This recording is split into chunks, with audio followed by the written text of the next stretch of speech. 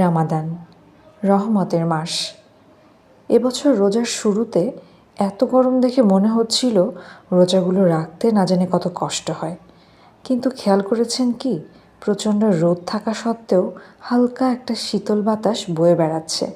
এ যেন রহমতের বাতাস। সারাদিন রোজা রেখে ইফতারিতে বাঙালিদের প্রথম পছন্দ তেলে ভাজা মশলাদার খাবার। কিন্তু যাদের গ্যাস্ট্রিক বা গ্যাসের সমস্যার জন্য ভাজাপোড়া খেতে সমস্যা হয়, তাদের জন্য ভাজাপোড়া দিয়ে যতই ইফতার করি না কেন, ইফতারের পরে আসলে টের পাওয়া যায় কতটা যন্ত্রণাদায়ক। তাই আমি তাদের জন্য একটা সিম্পল রেসিপি নিয়ে এসেছি। আশা করি এই রেসিপিটা আপনাদের ভালো লাগবে।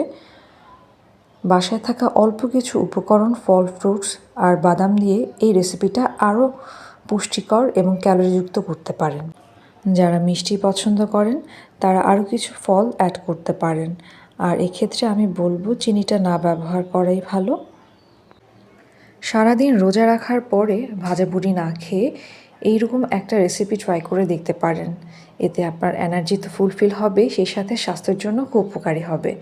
আর এটা এমন একটা খাবার যেটা কিনা আপনি 1-2 প্লেট খেলেও আপনার একদমই ভারী ফিল হবে না। অর্থাৎ খুবই লাইট ওয়েট হেলদি একটা খাবার।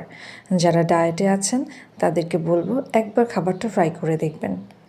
আশা করি আপনারা হতাশ হবেন না।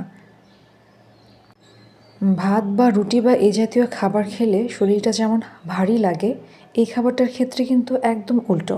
আপনার পেট ভরবে ঠিকই, কিন্তু শরীরটাকে একদম ভারী ফিল করাবে না।